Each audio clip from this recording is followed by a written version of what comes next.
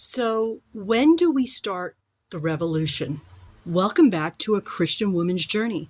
My name is Margaret, and on this channel, we do all things biblical womanhood.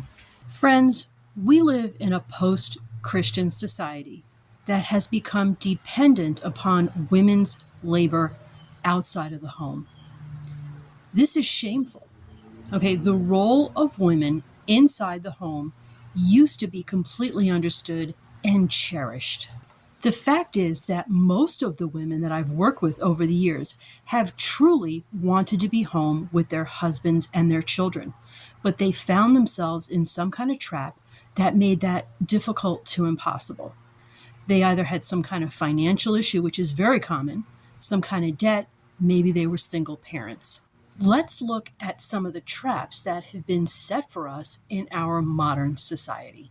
As more and more households have both mother and father working, families have come to depend on women's income. They spend more, and this drives up inflation. Major trap. Trap number 2. Women nowadays are much more educated, and this has driven up women's education debt, which of course has to be paid back with interest. Did you know that 2/3 of the education debt in this country is owed by women? This is a major trap. Trap number 3 is cultural. Most people are still chasing that American lifestyle. That is not a very fruitful endeavor. Let's live to the glory of God and stop chasing worldly things. The result of these traps is that it is very difficult these days, almost impossible, for women to truly find their way home. This is even true for Christian women who truly want to be home. If you follow the trends, this just continues to get worse and worse. More people get into more financial trouble. They need 2 jobs, maybe 3 side gigs. Soon, people won't be able to retire. Friends, at some point, we have to decide we're getting off the carousel, the crazy carousel. And we as women are going to start a revolution whereby we are going to stay home with our families. We are going to have to do this in phases, with women working less, spending less, borrowing less, paying down debt, spending less on things like daycare. It's going to happen gradually, a little bit at a time. Gradually, we can become less dependent on women's work outside the home and less dependent on very, very expensive education. As more women leave the workforce, more men will actually get jobs.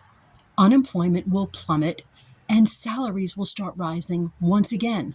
Now, you might ask, what am I doing? I am open about the fact that I still work and I'm trying to find my way home.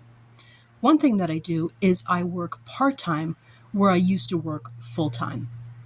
Not being able to be there for my husband and my children, especially when my children were small, is always going to be my single greatest life's regret. Always.